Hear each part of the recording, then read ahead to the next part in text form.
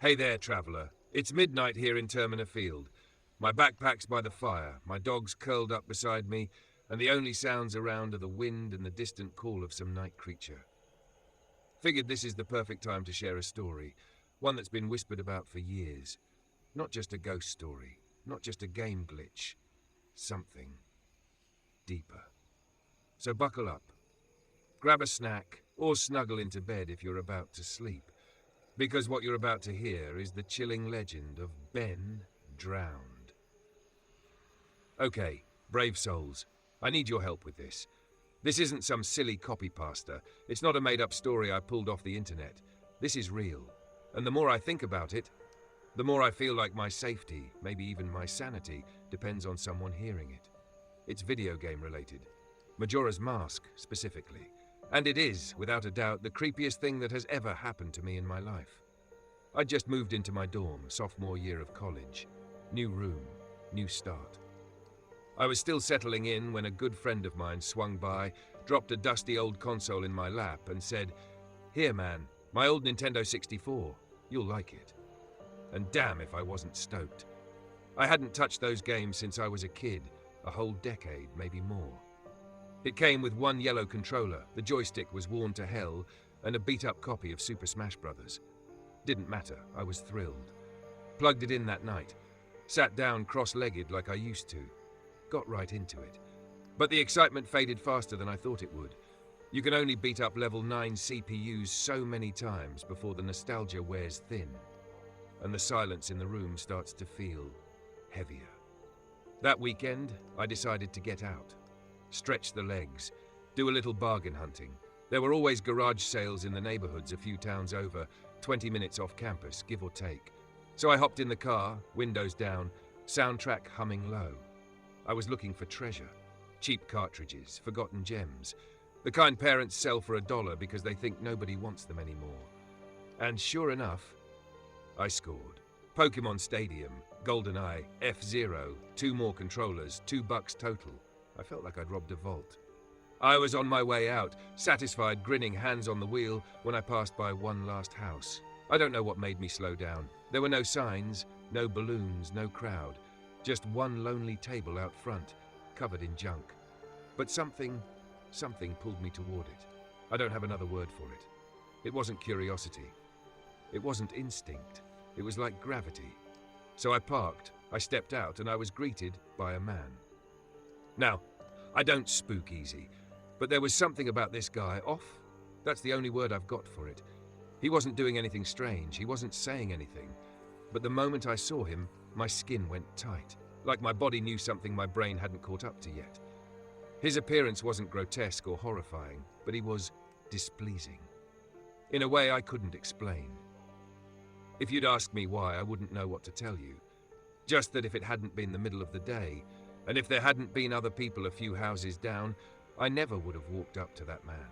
But I did, and that was where it began. He flashed a crooked smile, the kind that pulls at one side of the face just a little too far, like it forgot how to be warm a long time ago. "What are you looking for?" he asked. His voice, it had this quiet rasp to it. Dry, like pages turning in a book that hadn't been opened in years. That's when I noticed his right eye. Clouded over, murky, dead. It had that hazy filmed look, the kind you don't stare at for too long because something about it makes your stomach twist. I tried to be polite, shifted my gaze to his left eye instead, forced a smile. "Any old video games?" I asked. Part of me expected, maybe even hoped, that he'd shrug, say he didn't have a clue what I was talking about. That would have made it easier to leave. But instead, he nodded. "I've got a few in an old box," he said. "Be back in a jiffy." He turned and hobbled toward the garage, slow and quiet. The kind of movement that makes you forget someone's even there. Alone now, I looked down at the table. And that's when I noticed what he was selling. Not kitchenware, not toys, not the usual junk. These were paintings. Or maybe art, I don't know. They looked like ink blots. Thick paper, smeared shapes. The kind of stuff a psychiatrist might slide across the table and ask, "What do you see?" They were unsettling, not because of what they were, but because of what they weren't. No color, no order, just shapes that made your brain itch. I flipped through them, one after another, hoping for something that made sense. And then I stopped. The last one, it looked like Majora's mask. That same heart-shaped base, the spikes fanning out like a twisted sun. Hollow, watching eyes. I blinked, rubbed my face, told myself it was nothing, just wishful thinking. Just my brain connecting dots that weren't there. I mean, I wanted to find that game, right? So maybe this was just some Freudian crap bubbling up through my subconscious. But now I'm not so sure. Looking back, I should have asked him about it. I should have asked what it meant, why it was there. But I didn't. And I wish to God I had. Because when I looked up again, he was back. Standing right in front of me, arm's length, silent, smiling. I'll be honest, I jumped. My heart skipped, just a little. I let out this awkward laugh. Tried to cover the reflex, but he didn't laugh with me. He just extended his hand. In it was a cartridge, grey plastic, the same kind Nintendo always used, but the label was missing. In its place, scrawled across the surface in black permanent marker. That word hit me like a spark behind the eyes. I felt a flutter in my chest, a nervous excitement almost. The odds, the coincidence, it was too perfect. How much? I asked, almost breathless. And that was the moment the door cracked open. The moment I stepped over the threshold. The moment I said yes to something I didn't understand. After staring at that Majora-shaped blot, I must have zoned out for a second. Because when I looked up, he was there. Again. Right in front of me, too close. No footsteps. No warning. Just there, smiling, that same crooked, slow smile, like it was carved into his face by something old. I flinched, couldn't help it. Laughed awkwardly. My hand moved before my brain caught up, accepting what he was offering. A Nintendo 64 cartridge. Grey plastic, standard issue. But instead of a label, there was just, written in thick, uneven lines of black marker. My heart fluttered. Not fear, not yet. Just the kind of buzz you get when fate hands you exactly what you were looking for. It was too perfect. Too coincidental. How much? I asked, eyes wide, voice a little too eager. The old man tilted his head, the way animals do when they hear something humans can't. Then he smiled even wider. You can have it, he said. It used to belong to a kid about your age. I blinked. Doesn't live here anymore, he added, and the way he said it, calm, distant, like it didn't bother him, or like he'd said it too many times already. There was something strange about it. The phrasing, the pause between the words, like there was more he didn't say. But I didn't question it. I was too wrapped up in the high of the moment, getting a game I'd been hunting for, and for free. A tiny voice in my head piped up. This cartridge looks shady. What if it doesn't work? But then a louder voice, the one that still believed in treasure, said maybe this was something special. A beta version. A rare copy. A one-of-a-kind gem forgotten by time. That's all it took to push me back onto Cloud 9. Thanks, I said. He nodded, that same empty smile locked in place, and just before I turned to leave, he said it. Goodbye then. At least, that's what it sounded like. But even as I stepped into the car, closed the door, started the engine, something about it felt off. Like my ears had heard one thing, but my mind whispered another. It stayed with me, that doubt, all the way home. I kept replaying it in my head. Goodbye, Ben. I froze. My name's not Ben. I wasn't sure if he'd said it, but now I couldn't unhear it. A quiet chill settled in my chest. Maybe he was confused. Senile. A grandfather, maybe, who'd lost touch with reality, and I reminded him of someone he used to know. A grandson. Ben. I got home, plugged in the cartridge. It worked. Perfectly. Which was surprising in itself. No glitches, no black screen, no static. Just that familiar menu music, the one that plays soft and sad like it already knows what's coming. There was one save file, just one. The name?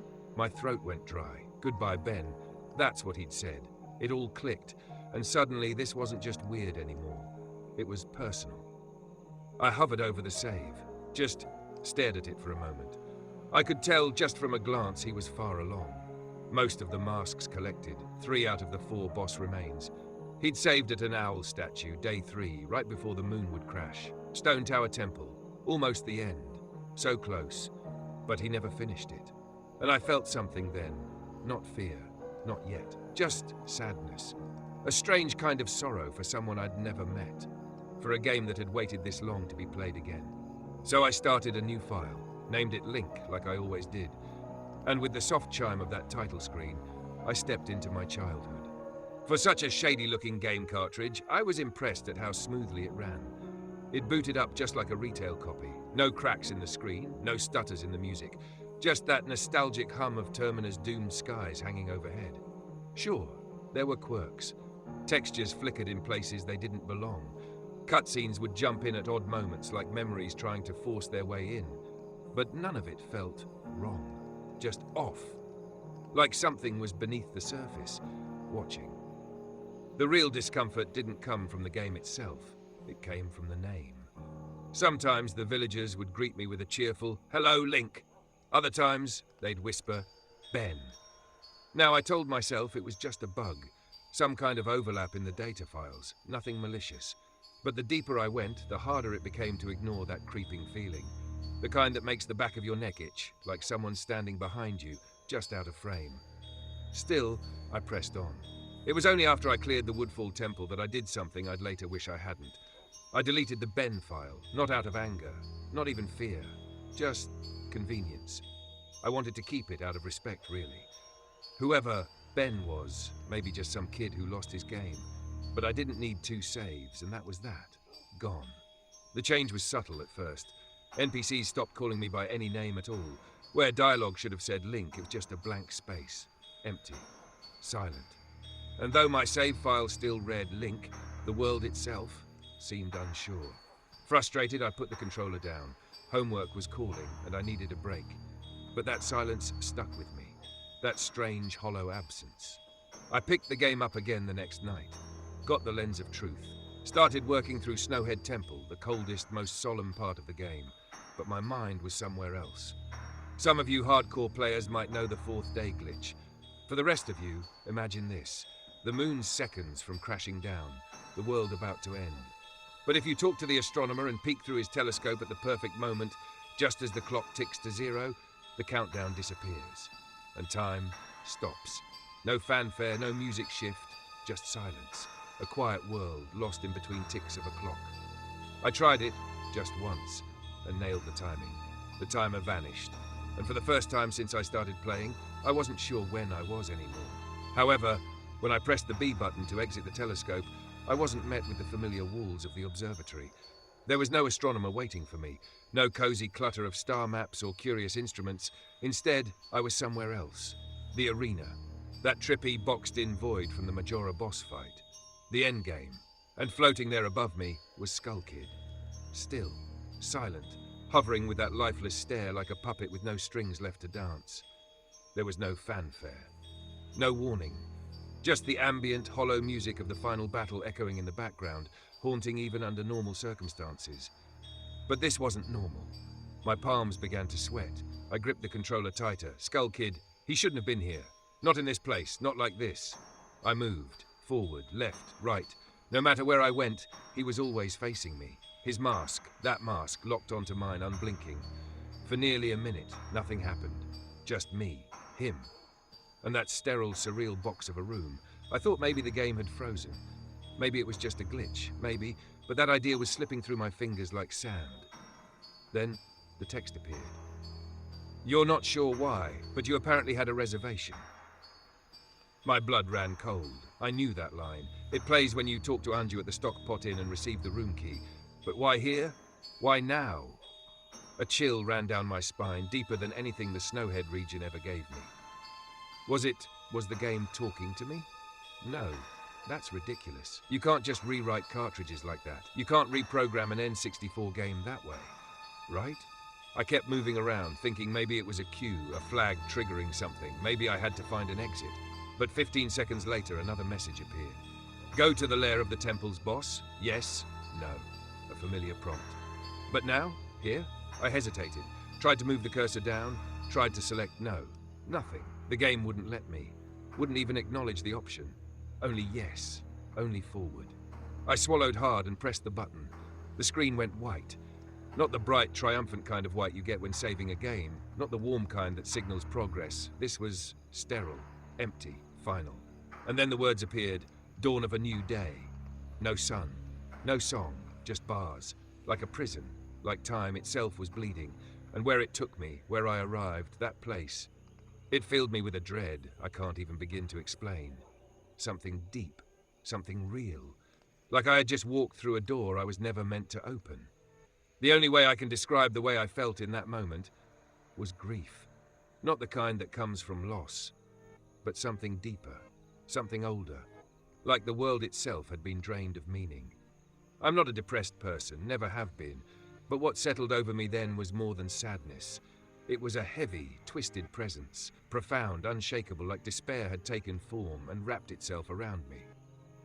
When the white faded, I found myself outside the clock tower. Just like always at the start of a cycle, but this time everything was wrong. The world looked familiar, but it wasn't. The colors were muted, like the town had been dipped in ash. Clocktown felt like a ghost of itself, not abandoned, erased, no guards, no kids playing, not even the dog that usually ran circles outside the tower. The streets echoed with silence, but it wasn't quiet. No, there was a presence, something out there, with me, watching. I checked my inventory. 4 hearts, hero's bow, but it didn't matter, because for the first time I wasn't worried about Link. I was worried about me. And then the music began. It was the song of healing, but wrong. Played backward, twisted into something haunting, something unnatural. It rose in waves, soft at first, then louder still, as if something was building, as if at any moment something was going to leap out of the darkness, but nothing ever did. And somehow that made it worse. The loop just kept going, endlessly, like a broken lullaby refusing to let me sleep. And then, just beneath the melody, I heard it. A laugh, faint, distant, but unmistakable. The happy mask salesman. That shrill, offbeat chuckle, just quiet enough to make me question if I'd really heard it, but loud enough to keep me searching. I ran, North Clocktown, empty, east, textures missing, stretched like torn fabric. West Clocktown, I wasn't even walking on ground anymore. Just air, void. The entire town felt like a bad dream rendered in code. A decaying memory, broken, hopelessly broken, and the song still played, reverse, over and over, over and over, until it felt like it wasn't just playing from the speakers, it was playing in my head. I stopped running, stood still right in the middle of South Clocktown, and I realized I had never felt so utterly alone, not just in a game, but anywhere. As I wandered that hollow ghost of Clocktown, something inside me began to break. I didn't know why. The twisted textures, the absence of life. That melody, once soothing, now reversed, corrupted, like a memory of comfort poisoned from the inside. It shouldn't have hit me so hard, but it did. I was on the verge of tears, and I never cry. But this wasn't sadness, it wasn't fear. It was grief, and it came from nowhere. It washed over me like a black tide, smothering everything. The deeper I wandered, the heavier it got, and I just wanted out. I tried to leave Clocktown, ran to every exit I could find, north, east, west, but every time I reached the edge, the screen would fade to black, and I'd reappear somewhere else, still in town, trapped. I pulled out my ocarina, hands trembling, tried the Song of Time, nothing. Then the Song of Soaring, still nothing. Each time the game responded, your notes echo far, but nothing happens. It didn't want me to leave, and I didn't know why. I didn't dare enter any buildings. Something told me, warned me, that I'd be vulnerable inside, that whatever was watching me would be closer, stronger. I don't know where the thought came from, but it crawled into my mind like a whisper. Maybe if I drowned, I could respawn somewhere else.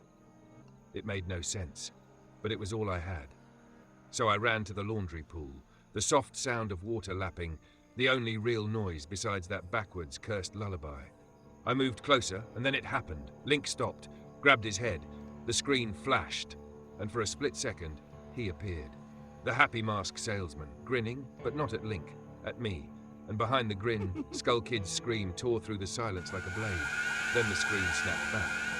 I wasn't at the pool anymore. I was staring at myself, that statue. The one that appears when you play the Elegy of Emptiness.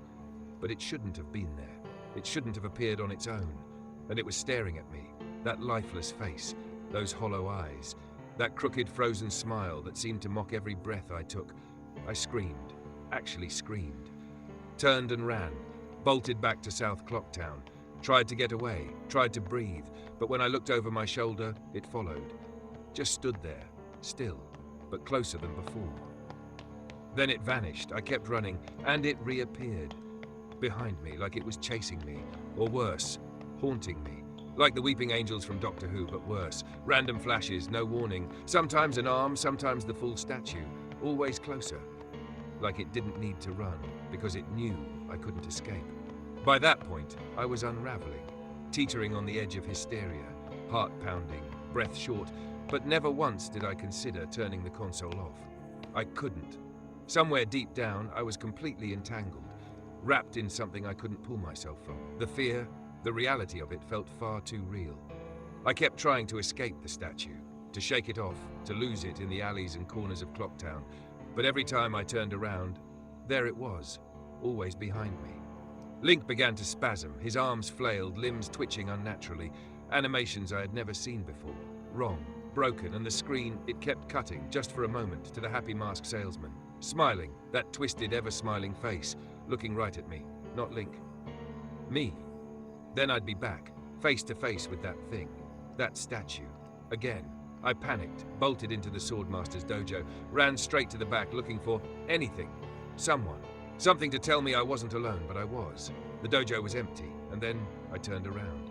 It had cornered me, the statue inches from me, blocking the way out. I swung my sword, over and over. Nothing. It didn't flinch, didn't move, just watched. And I froze, cornered, confused. I didn't know what it wanted, didn't know what I wanted anymore. Then the screen flashed again, the happy masked salesman, and this time, Link turned toward me, stood upright, still, his eyes locked onto mine, his pose mirroring the statue behind him. They both stared at me. The fourth wall wasn't just broken, it was obliterated. I screamed, ran from the dojo, full of dread, full of that primal get-out instinct. The game warped me, dropped me into an underground tunnel. The reverse song of healing played again, and for a moment, just a moment, I thought I had a chance to breathe. But no, it was back. The statue began appearing again, but now faster, more aggressive. It didn't give me room. A few steps and bam, there it was again, right behind me. I pushed through the tunnel and emerged into southern Clocktown, but I wasn't even thinking anymore. I was running. Anywhere. Nowhere. Just away. Then a Redead screamed. The screen went black. Dawn of a new day. The scene returned. I was on top of the clock tower again. Skull Kid above me. Silent. And this time, the moon was there too. Close. Too close. Looming just meters above, its twisted grin casting a shadow over everything. A new song began to play. Stone Tower Temple theme, in reverse. In desperation, I equipped my bow, fired. It hit him. He reeled back. A second arrow, then a third. That's when the text appeared. That won't do you any good. Suddenly, I was lifted off the ground. Link flailed, then screamed. He burst into flames, just like that. Dead. I jumped, shouted out loud. I had never seen that before. No one had. Skull Kid didn't even have that move. On the death screen, Link's body still burned, and Skull Kid laughed. The screen faded to black, then reloaded. Same scene. I charged him this time. Same thing. Lifted, ignited, dead. But this time, the reverse song of healing played quietly behind the death screen. On my third try, silence. No music, no sound, just the wind. I remembered the ocarina, tried to play the Song of Time, to escape, to undo this. I got to the last note, and Link burst into flame, again, horribly, screaming, dying. The death screen loaded slowly, lagging as if the game was struggling to process something. Then the screen came to. Same scene. Except now, Link was already dead, lying motionless, head twisted toward the camera in a way I'd never seen before. Skull Kid floated above him, watching, waiting. I couldn't move, couldn't press anything. All I could do was stare. 30 seconds passed, then the screen faded. You've met with a terrible fate, haven't you? And I was kicked back to the title screen. I sat there, frozen. Then noticed something. My save file gone. In its place was a new one. Your turn. 3 hearts, 0 masks, no items. I selected it, and immediately I was back on the clock tower rooftop. Link dead. Skull Kid hovering. That damned laugh on an infinite loop. I reset the console, and when it rebooted, there was a second save file. Ben! It was back. Right where I left it. Stone Tower Temple. Moon crashing. I turned the game off. I'm not superstitious. But this was too much. I haven't touched the cartridge since. Didn't sleep last night. The Song of Healing, reversed, plays on a loop in my head. That suffocating dread of Clocktown haunts me. I needed answers. So I drove back to the old man's house. Took a buddy this time. No way was I going alone. But when we got there, there was a for sale sign out front. And no one answered the door. No lights, no cars, no trace. The house was empty. So now, I'm back here. Sitting in front of this screen, writing down the rest of what happened. Eyes raw, hands still trembling. Forgive the mess, I haven't slept. Not since then. I'm terrified of this game. More than before. More than I ever thought I could be. And writing it all out like this, reliving it, has made it worse. That weight in my chest, that thing I felt inside Clocktown, I can feel it again, pulling at the corners of my mind. Like something is still calling to me. Something unfinished. I think Ben is the key. I know he is, but I still don't know what. Who? Why? If I could just find that old man again, maybe I could get answers. But right now, I need rest. Another day. Maybe two. This game's already taken something from me. Something I didn't even realize I could lose. My sanity. Next time I dive into this, I'll be recording everything. The idea to record only came after the worst had passed. So all I have is the tail end, Skull Kid, the statue. But it's real. It's on YouTube, somewhere. I'm staying in this thread for now, to talk, to listen, to not be alone. I'll answer questions if you have any. And tomorrow, I think I'm going to play Ben's file. Maybe that's what I was supposed to do all along. I don't believe in ghosts, I don't believe in curses, but this is something else, and if Ben isn't a hacker or some kind of insane programmer, then the alternative is something I don't want to think about. That's the end of the copy-paste. At least it was. Sorry it took me so long, guys. I'm back now. And things got worse. After that post, I passed out, exhausted, but not peacefully. I had a dream. No, a nightmare. That statue, the elegy of emptiness. It was in it, following me, everywhere. I'd be walking down a hallway or a street or even just sitting, and then the hairs on the back of my neck would stand straight up. I'd turn, and it would be there, inches away. Silent, still, staring. In the dream, I called it Ben. I don't know why. I don't even remember doing it. But when I woke up, I remembered everything, every second, and I was more afraid than ever. Still, I had to know more, so today I drove back to the neighborhood, to that house, hoping, somehow, the old man had returned. But no. Same for sale sign, same silence. As I turned to leave, a man mowing his lawn nearby killed the engine and called out to me. Asked if I was looking for someone. I told him about the old man. Said I wanted to talk. He nodded. Told me what I already feared. He was moving. I asked about family, relatives, anyone I could contact. But the answer was always no. No wife, no kids, no adopted family. Then I asked the question, the one I should have asked from the beginning. Who was Ben? His face changed, darkened, and then he told me. 8 years ago, April 23rd, a boy named Ben died. An accident. Same day as his wedding anniversary. That's how he remembered. The boy's parents moved away soon after, and the old man? He wouldn't say, wouldn't talk anymore. I thanked him, but I left with more questions than answers. Later that night, I turned the game back on. I had to. The title screen loaded, and when the mask flew by, the sound it made wasn't the usual whoosh. It was high-pitched. Wrong. I hit start. The same two files were there. Your turn. Ben. I had looked at Ben's file earlier. It seemed to flicker between save states. Sometimes the owl saved, sometimes not. But tonight, the Stone Tower Temple was marked as complete. That wasn't right. Not from before. Still, I summoned every ounce of courage I had and selected it, and chaos began. Immediately, I was outside Stone Tower, but the area wasn't named Stone Tower Temple. It was called St. Owen. Then a dialogue box popped up. Nothing but gibberish. Unreadable. Link stood crooked, his spine violently bent, posture broken, his face expressionless. Dead, he twitched, spasmed back and forth unnaturally, and on one C button, there was an item I had never seen before. A note. It didn't do anything. The background sounds were alien, demonic. Something laughed, a high-pitched yip that looped just beneath the chaos. 2 minutes in, and then another elegy statue. It summoned itself, and just like that, dawn of a new day. But this time, no bars, just a void. Now I was a Deku scrub, back in Clocktown. That scene, it usually plays after you rewind time. Tattle would say, what just happened? It's as if everything has But this time her voice cracked, and instead of started over, her sentence broke, fragmented. Then that laugh again, the happy mask salesman, watching. I was in control again, but the camera, it was wrong. Stuck behind the door like I was being watched. I ran inside. There he was, the happy mask salesman, smiling. He looked me dead in the eye and said, "You've met with a terrible fate, haven't you?" And then the screen whited out. I reappeared in Termina Field, as Human Link. But it wasn't the same game anymore.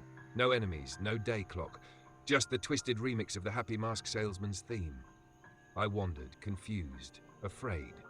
Then I saw them, 3 figures, standing in the field. Still, one was Epona, one was Skull Kid, the third was the statue. But the one that chilled my blood was him, the happy mask salesman. And he wasn't idle, he wasn't bugged, he was waiting. He stood still, that grin frozen on his face like it was carved into the bone. But no matter where I moved, his head turned, slowly, deliberately, following me. I didn't speak to him, didn't fight him, yet his gaze tracked me with this silent, unnerving precision, like he knew, like he'd always known. It reminded me at first encounter, the rooftop, Skull Kid, the moon, that dread. So I pulled out the ocarina. Ding! The chime rang clear, the signal you're about to play something meaningful. And I did. The song of healing. His song, the same one that echoed throughout the cursed day 4. And the moment I played that final note, a shriek. Sharp, metallic, inhuman. The sky above flashed, twisting into blood-red pulses as the happy mask salesman's theme accelerated, sped up like a record about to snap. Fear bloomed inside me like fire, and then Link did, exploded into flames, a scream, mine and his, tangled together. The death screen rolled, his body still burning, and the figures, Skull Kid, the statue, the salesman, just stood there, watching, unmoving, unblinking, uncaring. You've met with a horrible fate, haven't you? The 3rd time, and each time it hit harder. I didn't have time to breathe. A cutscene took over, Link transformed into a Zora, and suddenly I was in Great Bay Temple. I hesitated. Of course I did, but the game pulled me forward, toward the beach. Epona stood there. Why? She doesn't belong here. She never has. She wasn't moving, just neighing, over and over, like she was pointing, angled toward the ocean. I took the hint. I dove in, and then I saw it, beneath the waves. Another statue, Elegy of Emptiness, waiting, like it always does. I swam closer, and my Zora avatar began to choke. Choke! That's not supposed to happen. Zoras breathe underwater, it's what they do. But Link flailed, convulsed, and died. The statue, the only thing lit up during the death screen. I didn't respawn. No second chance. Just black. And then, the title screen. Press start. That only happens when the save files change. I pressed it, hands shaking, and I was right. 2 new save files, telling me the truth. Ben drowned. It made sense now. The laundry pool. The choking. The statue. The game knew I would try to escape that way. It planned for it, and now it was mocking me, daring me, taunting me. But I was done. Done with the files. Done with the horror. I couldn't take it anymore. Even if I didn't believe in ghosts, even if I wanted to explain it as a hack or a hoax, I couldn't. This went too far. I uploaded the footage, all of it. If someone wants to comb through the gibberish, find some code, some hidden message, go ahead. I'm done.